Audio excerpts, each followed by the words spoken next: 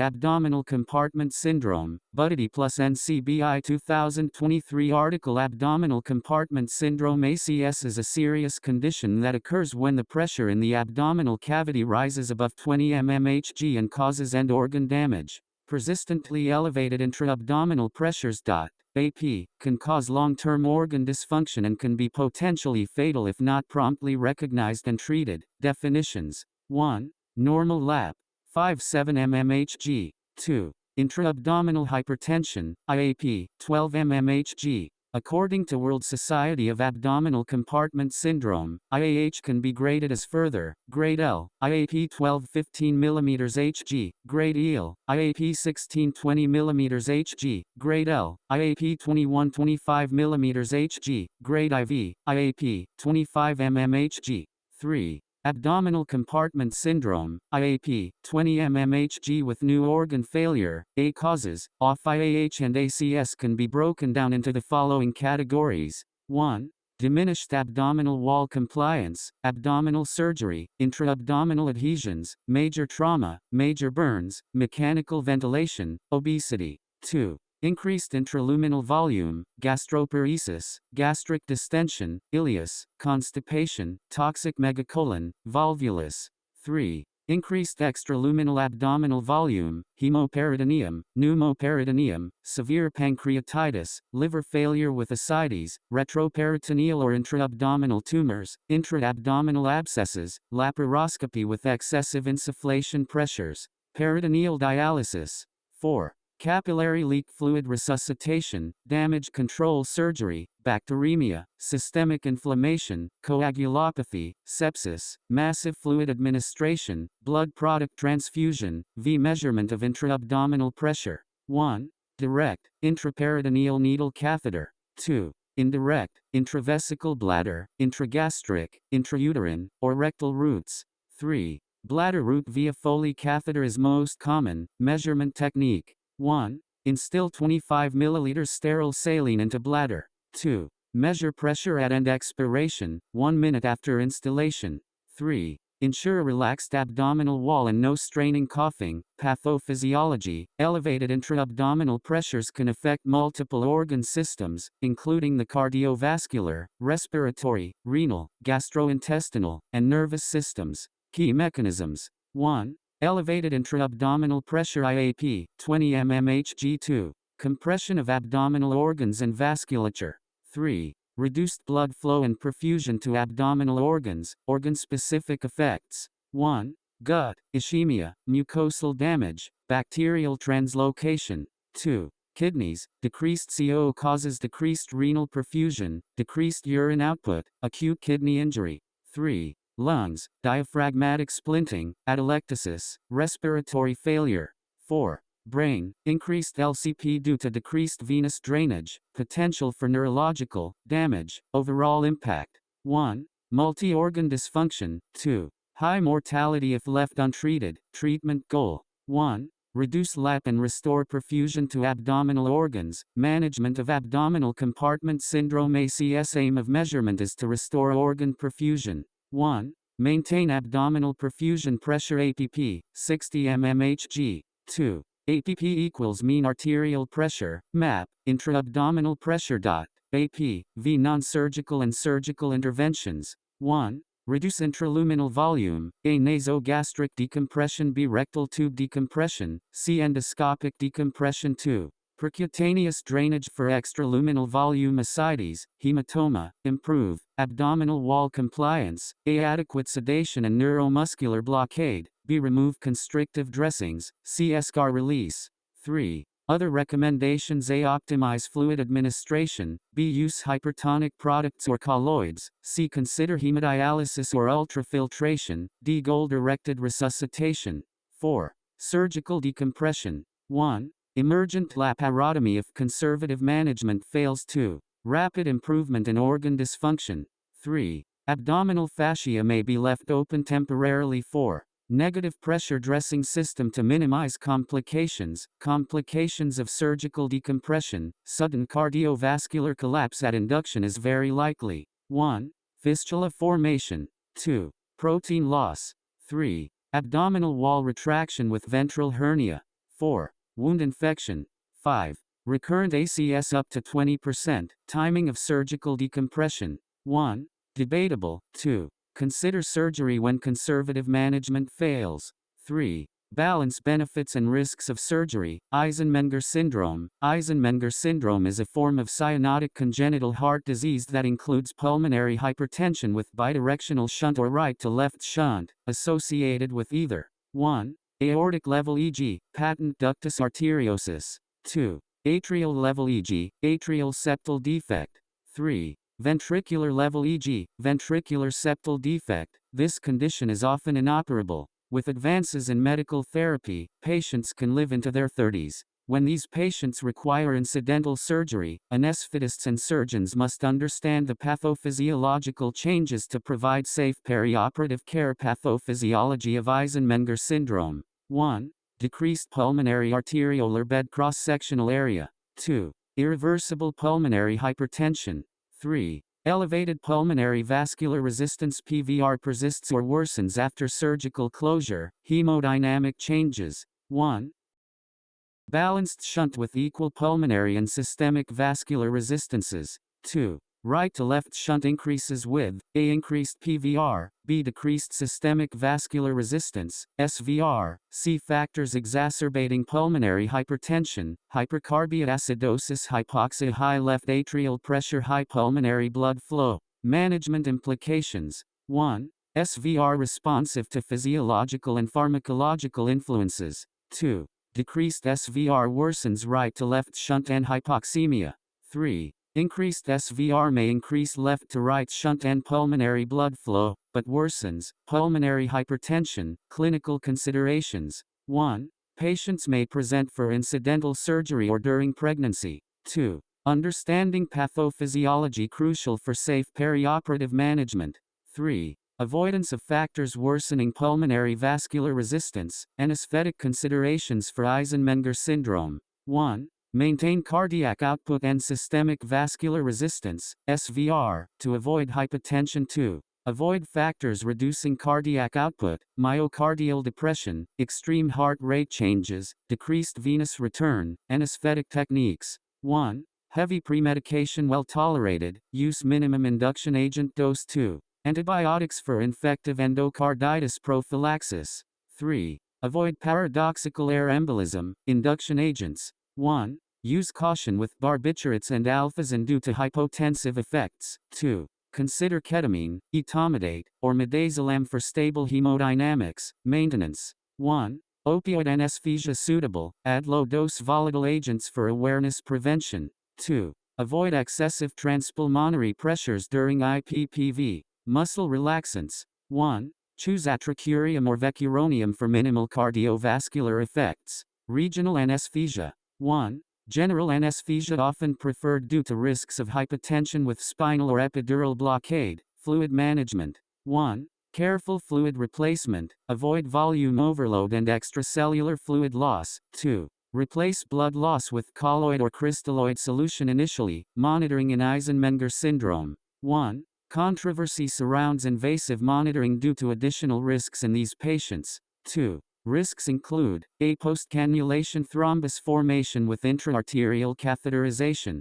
B. Infection and paradoxical air embolus with central venous catheters. 3. Pulmonary artery rupture, arrhythmias, and embolization with pulmonary artery catheterization. Recommendations. 1. Intraarterial monitoring recommended for all patients to closely monitor blood pressure. 2. Central venous catheter considered useful but not mandatory for managing venous return and shunt dynamics.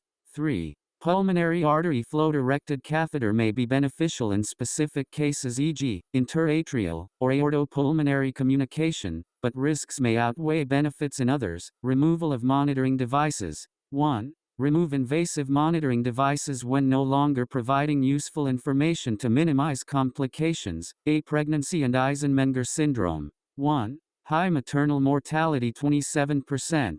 2. Fall in systemic blood pressure increasing right to left shunt. 3. Thromboembolism compromising pulmonary circulation. 4. Increased blood volume and high hematocrit. Delivery considerations. 1. Vaginal delivery preferred over cesarean section due to unpredictable blood loss risks. 2. Epidural block recommended for analgesia if hypotension is avoided. Thromboembolism prevention. 1. Anticoagulant therapy not advised due to risks of life-threatening hemoptysis and bleeding complications. 2. Early ambulation considered a key measure to prevent thromboembolism. V. Postoperative care. 1. Rapid return to consciousness. 2. Avoid hypoxia to prevent increased pulmonary vascular resistance. 3. Maintain stable heart rate. 4. Oxygen therapy. 5.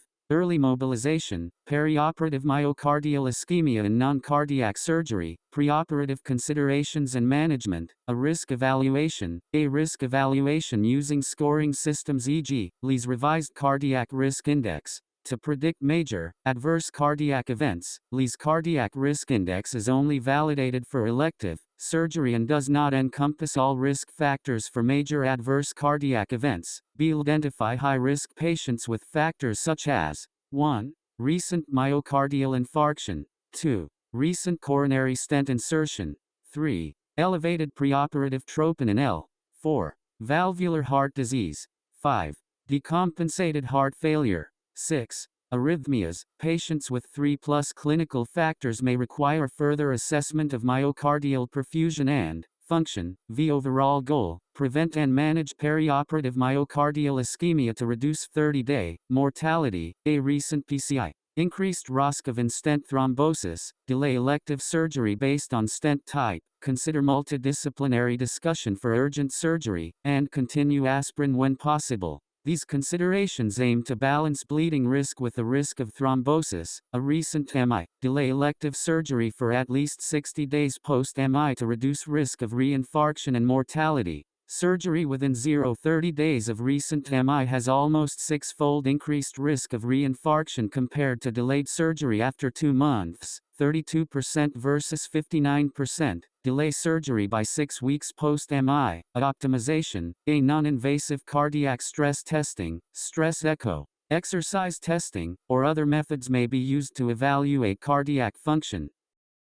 1. Considered for patients with poor functional capacity, 4 METs, and high perioperative risk. 2. May not be necessary for patients with excellent functional capacity, 10 METs. A. Coronary revascularization. Coronary revascularization may be indicated in patients with extensive stress-induced ischemia. 1. Indication similar to non-perioperative setting. 2. No benefits shown for prophylactic revascularization in stable or asymptomatic coronary artery disease. B. Preoperative diagnostic angiography, indicated in patients with acute STEMI, NSTEMI, unstable angina, high-risk surgery. C. Pre-operative CABG indicated in 1. Left main stem disease, 50% stenosis. 2. DVCAD or TVCAD with 70% stenosis. A. Perioperative medications. 1. Beta blockers, continue in patients already taking them, starting de novo is uncertain. 2. Aspirin, continue or stop based on individual risk of bleeding versus thrombotic complications. 3. ACI SARBs, based on guidelines, American, continue or European, discontinue if used for HTN4. Statins, continue in patients already taking them, consider initiating in vascular surgery. Patients, AA anesthetic management, intraoperative considerations. Physiological goals. 1. Maintain myocardial oxygen supply-demand balance. 2. Factors to consider. 1. Oxygen content. 2. Coronary blood flow, diastolic time, blood pressure. 3. Heart rate. 4. Myocardial contractility, key strategies or goals. 1. Oxygen, maintain normal oxygen saturations with lowest possible FiO2. 2. Heart rate, avoid tachycardia with analgesia and beta blockers. 3. Transfusion thresholds, A. Restrictive threshold 70 gl, for most patients, B. Liberal threshold 80-100 gl, for patients with acute coronary syndrome or high risk. 4. Temperature control, maintain normothermia to reduce cardiac events, anesthetic technique and monitoring. 1. No specific anesthetic technique proven to prevent myocardial ischemia. 2. general, neuraxial, or regional anesthesia have similar outcomes. Intra-op monitoring. 1. ECG with precordial leads for high-risk patients. ECG lead sensitivity varies based on combinations. Here's a breakdown. Single lead sensitivity, lead V4, 61% sensitive while lead V5, 75% sensitive. Multi-lead combinations, leads EL and V5, 80% sensitive, leads V4 and V5, 90% sensitive, leads I, V4, and V5, 96% sensitive. 2. Blood pressure measurement, invasive for high-risk patients. 3. Transosophageal echocardiography, TO, for hemodynamic instability. 4. Routine use of pulmonary artery catheters not recommended. A diagnosis of ischemia and infarction, v. acute myocardial ischemia. 1. Identified by symptoms, signs, or ECG abnormalities. 2. Symptoms may be absent in perioperative setting due to anesthesia and analgesia.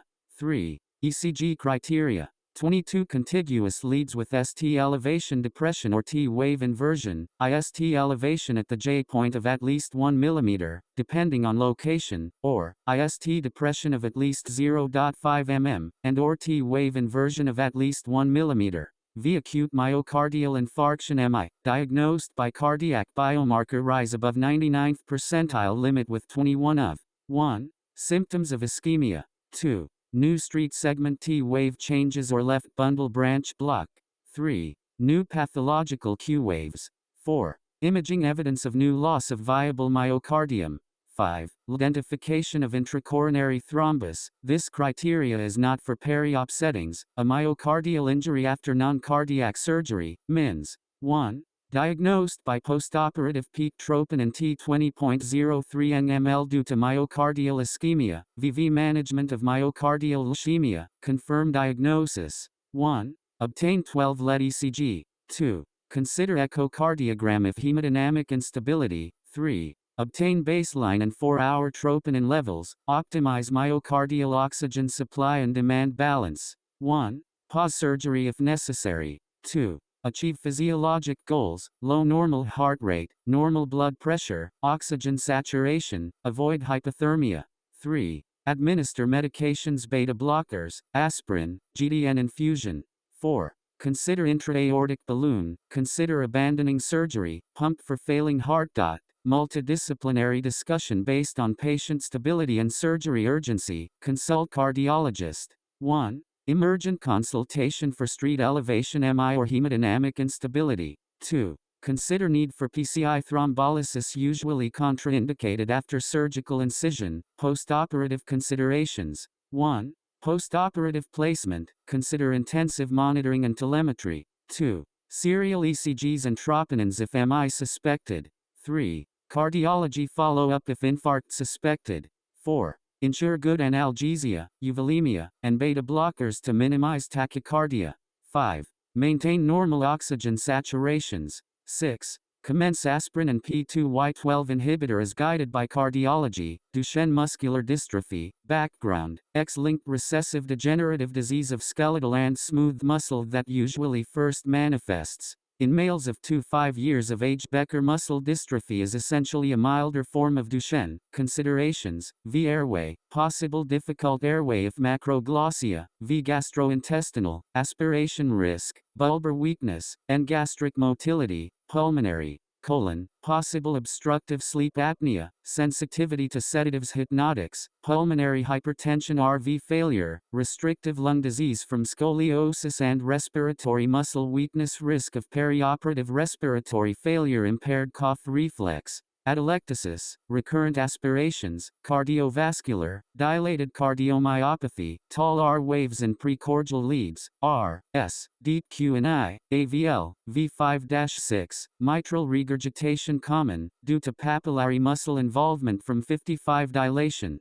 Conduction defects and arrhythmias common, atrial, SVT, AV nodal, VCNS, mild cognitive impairment is common, V-succinylcholine volatile anesthetics contraindicated due to rhabdomyolysis, hyperkalemia risk, use total IV anesthesia. Anesthesia management, Pre-op assessment, detailed HX and physical examination probing about all systems, airway CVS respiratory/0 say CNS previous anesthesia exposure, investigations, ECG echo, CBC infections, electrolytes, risk of rhabdomyolysis. X-ray ABGSPFTS, depending on severity of disease, scoliosis may also be present. Consultations, cardiology pulmonologue, preoperative preparation, inform family, obtain detailed informed consent. Avoid premedication, increased sensitivity to sedatives, hypnotics, aspiration prophylaxis, multidisciplinary approach. Cardiologist, pulmonologist, intensivist, AMD anesthetist, arrange ICU bed if severe respiratory disease or cardiomyopathy, anesthesia conduct, prepare according to anesthesia-related concerns and disease severity, airway, prepare difficult airway trolley, intra-op monitoring.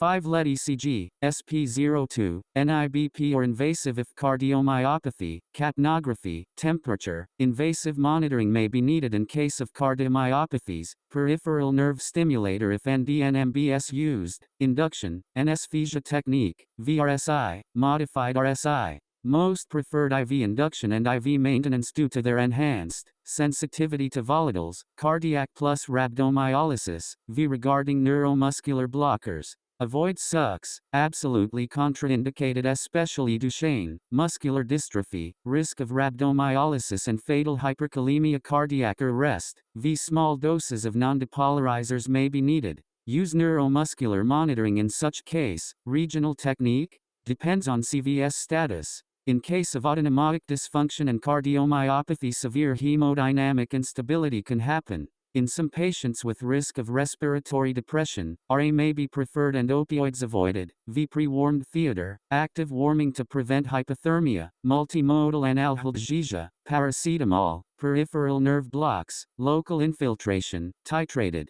Opioids or opioid-sparing analgesia, extubation, if NDNMS used, nerve stimulator plus reversal to guide extubation, caution, respiratory complications are common, careful well-thought-off extubation plan. Based on severity of the disease or intra-op event, complications, rhabdomyolysis and hyperkalemia can happen, avoid triggers. Treat hyperkalemia, hydration. Management of rhabdomyolysis, respiratory failure needing prolonged ventilatory support, cardiac-related complications, arrhythmias, or cardiac failure, post-op, PICU bed, general ICU care with specific management focusing on ventilation, analgesia, warming, pediatric fluid management. You are asked to anesthetize a 6-year-old child who has acute appendicitis and has been unwell for the past 2 days. There are no significant findings in your medical or anesthetic assessment. What problems do you need to address in the perioperative period? The main issues are physiological effects of acute illness, dehydration and SIRS. Does the child need resuscitation prior to theater? Emergency anesthetic in a child, risk of aspiration, postoperative analgesia. How would you assess the degree of dehydration clinically? Calculation of water deficit due to dehydration using clinical signs is usually inaccurate and only gives an approximation of the true deficit. A history of vomiting, diarrhea, poor urine output, wet dry nappies in babies, and poor oral intake should be sought. Pediatric fluid requirements. Maintenance is calculated using the 4-2-1 regime. The fluid of choice is 0.45% sodium chloride, 5% glucose, AML/kgH, 100 ml/kgD. For each of the first 10 kilograms, 2 ml/kgH, 50 ml/kgD. For each of the second 10 kilograms, IML/kgH, 25 ml/kgD. For each subsequent kg. How would you assess the degree of dehydration clinically? Calculation of water deficit due to dehydration using clinical signs is usually inaccurate and only gives an approximation of the true deficit. A history of vomiting, diarrhea, poor urine output, wet dry nappies in babies, and poor oral intake should be sought. Date, assessment of dehydration, MAGAU, fluid loss expressed of body ut. 5. Dry, normal, none, S. Parkia blended, Marked, 1 sbpm, markedly teed, Vesi dry lingi, Prisect, decreased, A. Mucous membranes, sensorium, orthostatic, changes I, HR, BP, Rind put, Mitelli bed. 42 nat. High, Normaltät, Normal, pulse rate, blood pressure, LULMU, LBP, respectively. Vatialian, Pilotic. 4 IV, Tinical, HR, SBP, pulse val, capillary reference skin colloid, skin temperature, mutate status, RR, fluid loss, flood manephomet elield requirement on NNT2 paths, preoperative, ascens mute of, hypovolemia tediatitis, mpensted, TED. Neumalted natmat bed, namal TD, pale, call, etided natmal TD, 251, LN kempensk TED, natmalted, ed, truercible, T-bed, TED, malleal, cold, lethargic. 25-40 wide IRA, cold, unresponsive science, 40Y, dehydration in children, degrees of dehydration, 1. Mild dehydration 5%, signs of thirst restlessness normal skin turgor, heart rate, fontanelle, and moist mucous membranes, 2. Moderate to severe dehydration, 10%, evidence of shock, requires volume resuscitation, 20 ml kg boluses, fluid replacement calculation, 1. Deficit fluid replacement, estimated based on degree of dehydration e.g., 10% dehydration equals 100 ml kg, added to maintenance fluids over 24 hours. 2. Daily maintenance fluid requirement, 100 ml kg for first 10 kg, 50 ml kg for next 10 kg, 20 ml kg for each kg thereafter, if the child was 10% dehydrated clinically and weighed 20 kg. How would you calculate the fluid deficit? The formula is Wt, kg, x% dehydration x 10. Note, percent dehydration means 10 ml/100 gram weight. For this child, 20 x 10 x 10 equals 2000 milliliters. Fluid deficits should be replaced over 24 hours and added to maintenance fluids. What fluid would you use? Resuscitation, bolus doses of 10-20 ml kg of 0.9%, isotonic sodium chloride. Deficits infusion over 24 hours of 0.9% sodium chloride, maintenance minus 0.45% sodium chloride with glucose, 5% or 2.5%, or Hartmann's solution. Wouldn't you use 0.18%, 1/5? Normal saline with glucose 4%? No. This is a markedly hypotonic solution and risks hyponatremia. Hyponatremia is particularly problematic in the perioperative period, but also with a dehydrated, septic, head-injured or a chronically unwell child. The risks of iatrogenic hyponatremia have recently been highlighted by the National Patient Safety Agency. 1/5 normal saline should be reserved for specialist units such as cardiac or renal wards. What other considerations are there when it comes to fluid therapy? UNDs should be monitored at baseline and every 24 hours. Ongoing losses should be assessed every 4 hours. Glucose containing solutions should be administered to prevent hypoglycemia in the fasting child. Potassium should be added at up to 40 mol guided by UND results AMD once urine output is established. Enteral fluid administration should be considered regularly and instituted as soon as tolerated. General points for fluid replacement.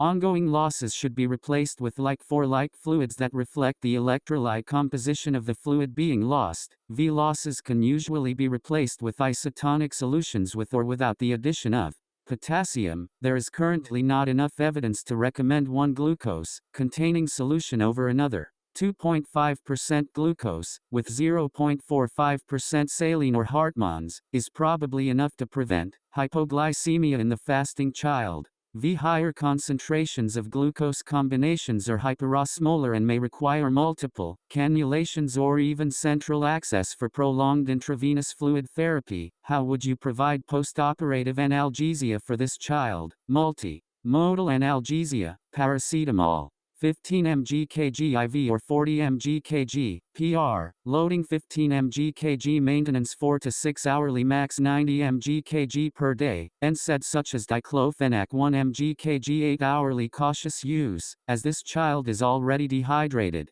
Opioids such as morphine 0.15 mg kg IV 0.3 mg kg PO2 to 3 hourly, wound infiltration with local anesthetic bupivacaine 0.25%, up to 2 mg kg, antiemetics, combination therapy would be reasonable in this case. ondansetron 0.15 mg/kg, dexamethasone 0.15 mg/kg. Fluid requirements. Fluid requirements in infants are greater than in adults or older children because of their higher metabolic rate and their greater surface area to weight ratio. This results in higher insensible water loss. The reduced renal concentrating capacity also results in increased obligatory water loss. Fluid management. Neonates. 80% of neonatal total body weight is water. The value is higher in the preterm infant and reaches an adult level of 60% by 2Y. Extracellular water constitutes 45% of TBW at term, over 50% in the preterm but attains an adult value of 35% by early childhood.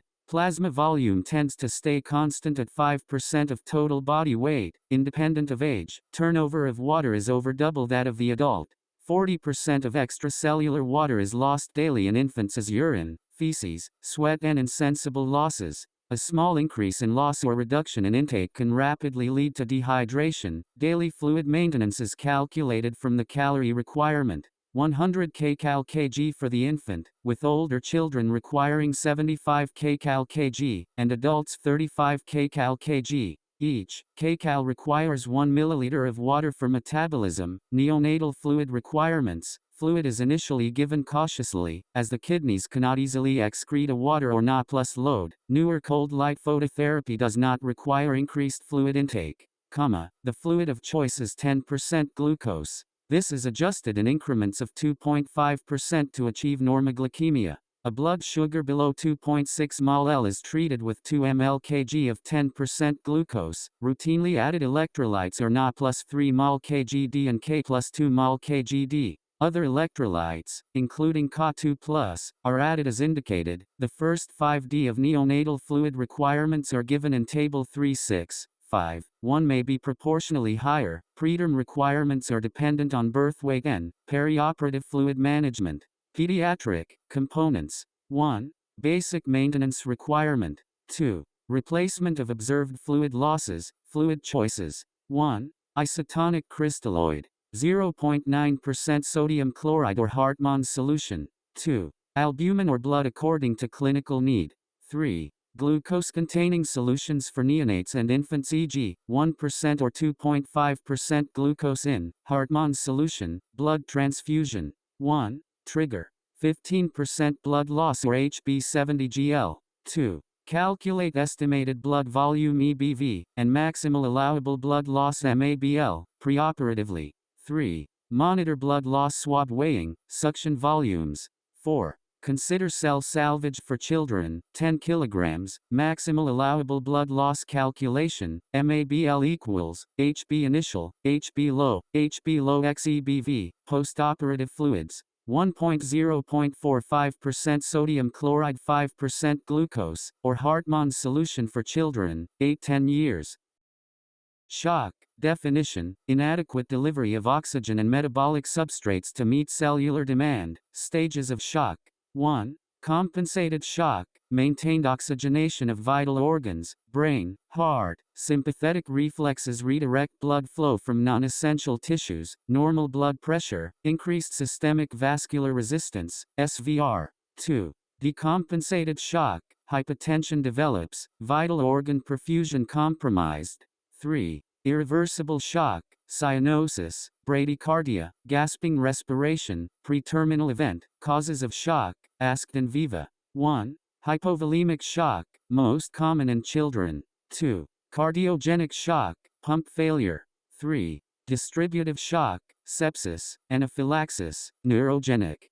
4. Obstructive shock, cardiac tamponade, tension pneumothorax, assessment of dehydration and hypovolemia. Clinical signs. 1. Early signs, capillary refill time 2 seconds, cold and blue peripheries, increasing core-peripheral temperature, gap, thready pulse. 2. Late signs, oliguria, reduced level of consciousness, hypotension, occurs after 35% blood volume loss. Management. 1. Fluid boluses. 20 ml/kg crystalloid, 0.9% sodium chloride or Hartmann's solution. Reassess after each bolus. 2. Blood transfusion, when 15% of circulating volume is lost, if no improvement after 40 ml/kg fluid resuscitation, aim for HB of 70 g, lower PCV of 25%.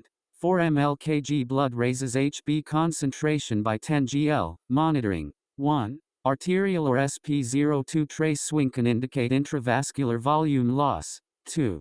Central venous pressure, CVP, may be less sensitive in smaller children. Solution: osmolarity sodium content, MOSMOL, MECWIV, 308, 432, 154, 75. Osmolality, compared to plasma, isosmolar, tonicity, 0.9% sodium chloride, 0.45% sodium chloride with 5% glucose, 5% glucose, 0.9% sodium chloride with 5% glucose, 0.18% sodium chloride with 4% glucose. Hartmann's solution: isotonic, hyperosmolar hypotonic, isosmolar, hypotonic, hyperosmolar isotonic, isosmolar, hypotonic, isotonic.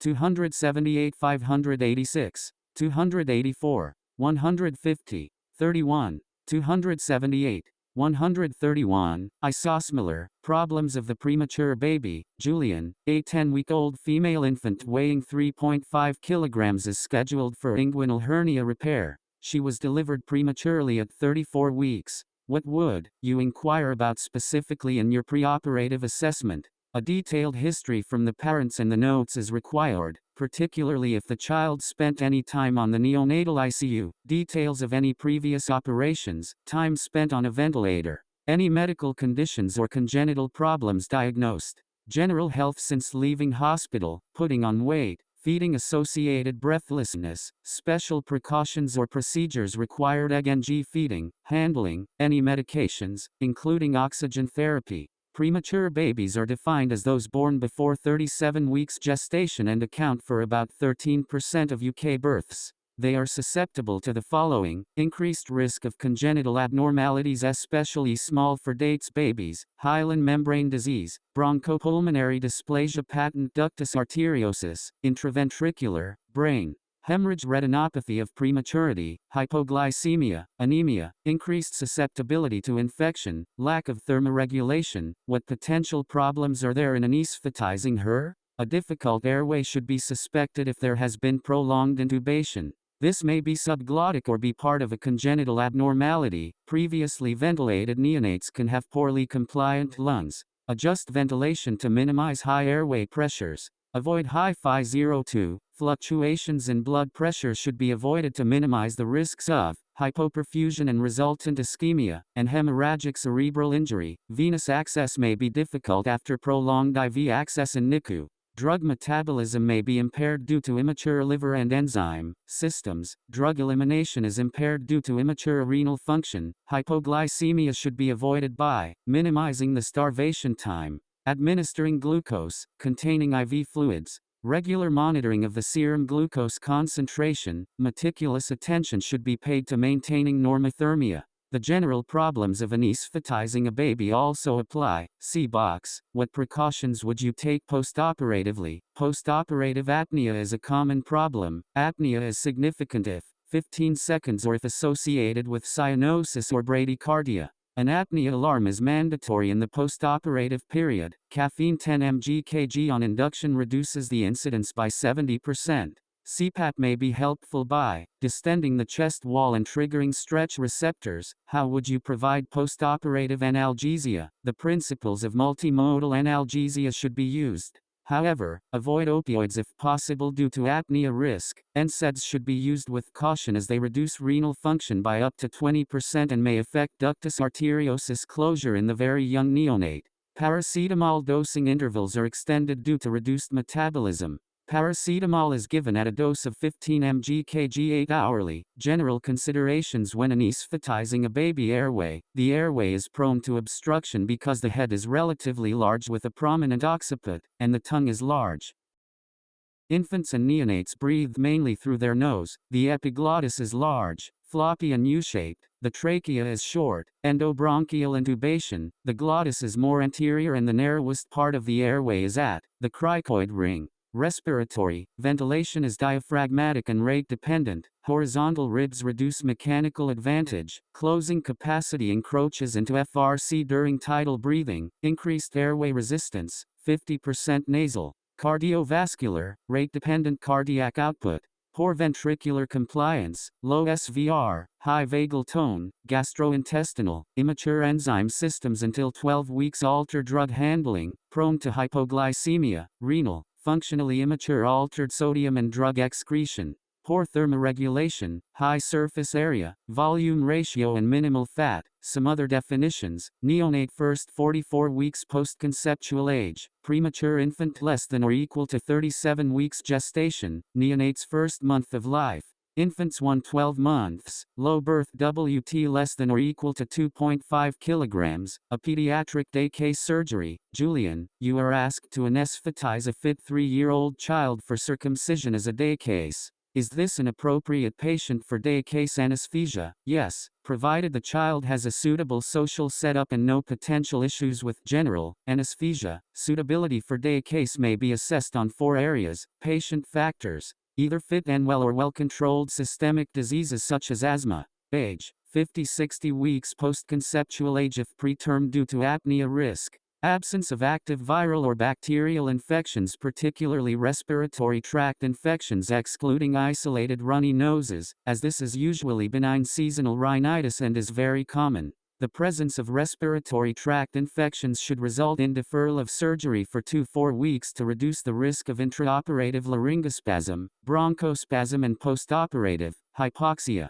Absence of undiagnosed murmurs should be investigated preoperatively, or significant congenital heart disease. Absence of diabetes mellitus. Surgical factors: duration 1 hour, surface or laparoscopic procedures. Minimal anticipated blood loss, anticipated postoperative pain controllable with simple analgesics. Anesthetic factors: absence of known anesthetic problems such as difficult airway or family history of MH. Social factors: adequate parental support, cooperation and understanding of instructions, telephone in home or nearby, access to transport and proximity to hospital, 1 hour away. The child with a cold. It is very common to have a child with a runny nose. Probably okay to continue if the child is at the end of a cold, is constitutionally well and has a normal temperature and no chest signs. Otherwise postpone. Increased risk of laryngospasm, bronchospasm, airway secretions and airway obstruction.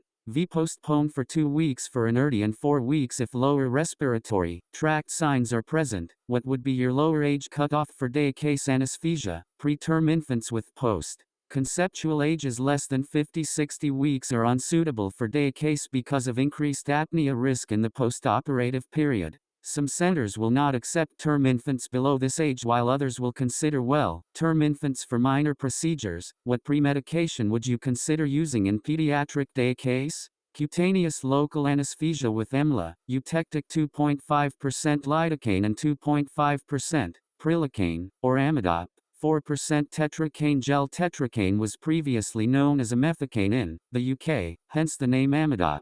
EMLA should be applied 1h before cannulation and is unlicensed below 1 year. Amidop has a more rapid onset and may be applied 45 minutes before cannulation. It is not recommended below 1 month of age. Profoundly anxious children or those with behavioral or learning difficulties may require sedative premedication. Midazolam 0.5 mg/kg orally or nasally will usually result in adequate sedation if given 30-45 minutes prior to induction. While postoperative sedation is seldom a problem, it may occur. Other traditional sedatives result in too much postoperative sedation to be used in day case. Simple analgesia may be given preemptively as a premed. What anesthetic agents would you use in pediatric day case? Induction with either intravenous propofol, 2.5 to 4 mg/kg, or inhalation with sevoflurane are acceptable techniques. Thiopentone may result in delayed recovery. Maintenance with a volatile agent in oxygen air or oxygen nitrous oxide may be used and facilitate spontaneous breathing. The use of nitrous oxide in day case has not been shown to increase the incidence of PONV in children. Sevoflurane offers rapid emergence and is well tolerated, though, in short procedures there is not likely to be a benefit in terms of discharge time compared with isoflurane that justifies the extra cost. Desflurane has been advocated due to rapid wake-up but may cause airway irritation and coughing in spontaneously breathing patients. Tiva with propofol may be of use if PONV is anticipated. What analgesics would you use in pediatric day case and how would you administer them? Paracetamol may be given orally as pre-med, single loading dose of 20 mg/kg if aged over 3/12 or 15 mg/kg below, rectally single dose of 40 mg/kg, or intravenously, 15 mg/kg. NSAIDs are suitable agents for day case and ibuprofen 5 mg/kg orally preoperatively or diclofenac 1 mg/kg orally or rectally are the most commonly used. The majority of children with asthma do not have NSAID sensitivity, the exception being those with nasal polyps. Opioids may produce significant sedation and PONV. Ideally, only short-acting agents such as fentanyl, 1-2 mg/kg IV, or weak opioids such as codeine 1 mg/kg orally should be considered. Local anesthetic blocks may reduce or obviate the need for opioids. How would you anesthetize this child? Preoperative. Full anesthetic history from the parents including fasting status and examination of the child including weight measurement, explanation and consent for penile block under general anesthesia and consent for rectal analgesia. Cutaneous anesthesia with EMLA or Amidop on the ward and calculation of drug doses, preparation of emergency drugs, atropine 20 mg/kg and succinylmethonium 1.5 to 2 mg/kg, induction. Full anesthetic monitoring, IV induction with propofol or inhalation with sevoflurane if cannulation is difficult. Insertion of LMA, analgesia, penile block after induction. IV paracetamol and diclofenac, maintenance, spontaneously breathing on sevoflurane and oxygen air mix, or oxygen nitrous oxide. Intravenous fluid if prolonged starvation, either 10 ml/kg bolus or calculation of deficit and replacement. Some anesthetists advocate prophylactic antiemetics, particularly in high-risk patients. Suitable options, ondansetron 0.15 mg/kg and dexamethasone 0.15 mg/kg, emergence. 100% oxygen in left lateral position, discharge criteria postoperatively, stable vital signs, pain and nausea controlled, able to pass urine and drink fluids. What other blocks may you consider? An alternative to a penile block would be a caudal block. The potential problems with a caudal in an ambulatory child would be temporary leg weakness and the risk of urinary retention, which may delay discharge. Explain how you would perform a penile and caudal block. Penile block, take consent from the parents, full preparation with trained assistant and resuscitation equipment available. Calculate toxic dose of local anesthetic to prevent overdose, bupivacaine or levobupivacaine 2 mg/kg. Adrenaline-containing local anesthetics must be avoided. After induction of anesthesia, leave the patient in the supine position. Full asepsis with skin preparation. Palpate the distal symphysis pubis. Pass a 21G block needle just distal to the palpating finger. When the needle contacts the distal edge of the symphysis pubis, it should have passed through Buck's fascia and be in proximity to the dorsal nerves of the penis. After careful aspiration, inject local anesthetic. Bupivacaine 0.5% 1 ml plus 0.1 ml/kg. Some advocate performing injections either side of the midline because of a possible midline septum. The block is completed by subcutaneous injection across the base of the penis. Bupivacaine 0.5% 2 ml. Caudal block. Take consent from the parents. Full preparation with trained assistant and resuscitation equipment available. Calculate LA dose to be delivered. According to the regimen of Armitage, this would be 0.5 ml/kg of bupivacaine 0.25% for a lumbosacral block. After induction of anesthesia, place the child in the left lateral position. If a right-handed approach, full asepsis with skin preparation, locate the sacral hiatus. Defect due to failure of the fusion of the fifth and sometimes fourth sacral laminae. The sacral hiatus may be located by The sacral hiatus forms the apex of an equilateral triangle with the posterior superior iliac spines. B. Place your index finger along the curve of the sacrum in the midline with the tip on the tip of the coccyx. Withdraw the finger cephalad until a depression is felt. In both techniques, the sacral cornua can be palpated. Just cephalad to the sacral hiatus. Insert a 22G cannula at 45 degrees, aiming cephalad until a click is felt. Bring the cannula to a more shallow angle approximating the long axis of the spinal column, and advance the plastic cannula forward a short distance. The dural sac may terminate at S2 or lower. Careful aspiration for blood or CSF should be performed before injection of local anesthetic. If resistance is encountered or swelling occurs, injection should be terminated and the cannula should be repositioned. Regimen of Armitage for caudal blocks: 0.25% bupivacaine, volume based on weight and the level to be blocked. Lumbosacral block up to L1-0.5 ml kg, block up to T10 1 ml kg, block up to T6 1.25 ml kg. It can be seen that the higher blocks use more than the suggested maximum dose of bupivacaine of 2 mg kg. However, this is a well-recognized and widely used formula. Remaining topics, combine with Dr. Mariam's handwritten notes. Surgery, general considerations, airway management. 1. Shared airway, surgeons and anesthetists share access. 2. Potential issues, airway obstruction, equipment displacement or damage, bleeding into airway, postoperative swelling, collaboration and priorities. 1. Team planning, surgeons around anesthetists plan together. 2. Airway priority, correct airway problems immediately, even if surgery needs to be stopped. Additional considerations. 1. Protect surrounding structures, especially eyes, using tape and padding. Surgery, airway ventilation management, airway options. 1. Tracheal tube, traditionally used for airway protection. Preformed ray tubes minimize intrusion into surgical field. 2.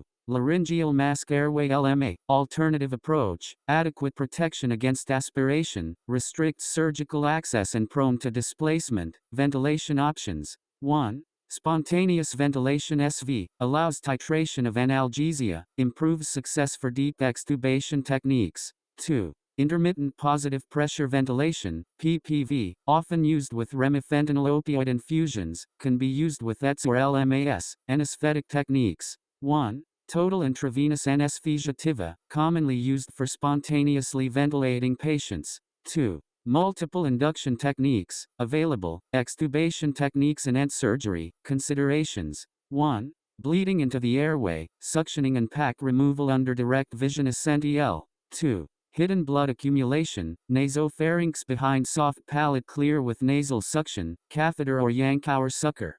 3. Coughing and bleeding risk, consider when selecting extubation technique. 4. Laryngospasm risk, minimized by extubating deep or light, a deep extubation. 1. Suitable for spontaneous ventilation SV or supported SV. 2. Technique, continue increase anesthetic agent, switch to 100% 02, suction, insert Goodell airway, turn patient left lateral head down, tonsil position, extubate when respiration is regular. 3. Post-extubation care, monitor airway respiration, keep patient in tonsil position until airway reflexes return. Skilled recovery staff essential, be light extubation. 1. Recommended for difficult airway or significant respiratory compromise. 2. Technique, suction, reverse NMB, discontinue anesthetic agents, extubate when laryngeal reflexes return. 3. Post-extubation, brief coughing restlessness common, opioids may reduce coughing frequency, throat packs in surgery. Purpose. 1. Absorb blood in upper airway. 2. Useful during nasal and dental surgery. Key considerations. 1. Must be removed before extubation to prevent airway obstruction. 2. Systems to ensure removal, tying taping pack to ET, identification sticker on ET or forehead, inclusion in scrub nurses count, standardized removal protocol. 3. Direct laryngoscopy before extubation recommended, nasal vasoconstrictors. 1. Reduce bleeding in nasal surgery. 2. Options, cocaine-containing solutions max 3 mg kg, pseudoephedrine, phenylephrine. 3. Systemic absorption can cause sympathomimetic response. 4. Adrenaline infiltration may increase systemic effects. Remifentanil. 1. Used for major cases. 2. Applications: middle ear surgery, major head and neck resections, carotidectomy, laryngoscopy, pharyngoscopy, nerve monitoring procedures. 3. Considerations: bradycardia, hypotension risk, interpatient variability, prevent postoperative rebound hypertension, agitation with low-dose remifentanil or longer-acting opioids, radical neck dissection, procedure, excision of sternomastoid, internal and external jugular veins and associated lymph nodes. Modified or selective neck dissection preserves some of these structures, notably, internal jugular vein, time duration, 2-4H, pain plus, selective neck dissection plus, position, supine, pad under shoulders, head on ring tilted to side, head up tilt, blood loss moderate to substantial, X-match 2-4 units. Practical techniques, IPPV, ET with tubing going north or south, facing ray tube on opposite side. Arterial line, urinary catheter, CVP line if surgery likely to be long, complicated or with cardiac disease. Preoperative, assess airway carefully, as may be an associated head and neck tumor or previous major surgery, may be performed with another procedure, e.g., laryngectomy. Perioperative, forced air warming blanket and fluid warmer, long tubing is needed for the breathing circuit and gas sampling. Remifentanil infusion IDL, can bleed briskly from large neck vessels, with substantial accumulation of blood under drapes, may not be apparent until end of case. For CVP access, femoral is best. Must avoid remaining jugulars, as head and neck venous drainage dependent on them. Postoperative, head and neck edema likely for several days, impaired venous drainage. Keep head up as much as possible, and avoid excessive IV fluids, to reduce chance of agitation, rebound hypertension and wound hematoma in recovery. Continue remifentanil at a low infusion rate, or give morphine 15-20 minutes before end of surgery. Clonidine up to 2 mcg kg IV or dexmedetomidine also very useful. Treat any hypertension early. Analgesia with PRN, paracetamol or NSAID POVPR, morphine POIV. Surprisingly low analgesic requirements normally, antiemetic, as required. Special considerations: beware of air emboli during dissection, early detection by sudden fall in echo 2, surgical manipulation of carotid sinus can produce marked bradycardia. If neck dissection previously done on other side, edema is usually worse and can raise ICP. Dexamethasone 8-12 mg IV preoperatively, then 4 mg IV 6-hour lie, is used by many to reduce this. Assessment of airway obstruction: refer to detailed article summary for airway obstruction. Causes: 1. Tumors, adults. 2. Infections, croup, epiglottitis. 3. Foreign bodies, children. 4. Hematoma, signs and symptoms. 1. Stridor, high-pitched, inspiratory. 2. Respiratory distress. 3. Long, slow inspirations. 4. Recent deterioration in exercise tolerance. 5. Worsening stridor during sleep. Assessment tools: 1. Radiographs, plain films, CT, MRI. 2. Clinic flexible or indirect laryngoscopy. Management: 1. Emergency intervention for life-threatening obstruction. 2. Determine time-critical airway management. 3. Holding measures: high-flow nasal oxygen, steroids for edema, inflammation, nebulized adrenaline, helium, Heliox, continuous positive airway pressure, CPAP. Investigations: 1. Nasendoscopy. 2. CT rapid assessment, 3D reconstruction. 3. MRI gold standard for soft tissue imaging, but limited practicality in acute setting. Securing airway access in obstructed airway. Main problems: 1. Worsening airway obstruction due to positioning, GA, or instrumentation. 2. Difficulty identifying laryngeal inlet due to anatomical distortion, secretions, or blood. 3. Passage of tube challenging due to severe stenosis. Techniques: 1.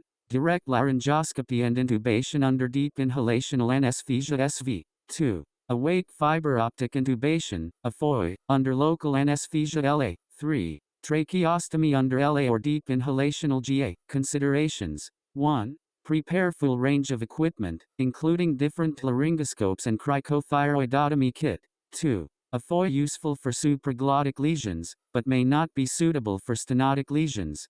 3. Deep inhalational anesthesia may be slow, but CPAP can help keep airway patent. 4. In children, deep inhalational anesthesia is often the only realistic option. V. Emergency situation. 1. If complete airway obstruction occurs and conventional attempts fail, emergency surgical access is necessary. 2. Surgical cricothyroidotomy is preferred over tracheostomy due to speed, superficiality, and reduced bleeding risk. Jet ventilation. Description. 1. High-pressure gas delivery into an open airway. 2. Passive exhalation.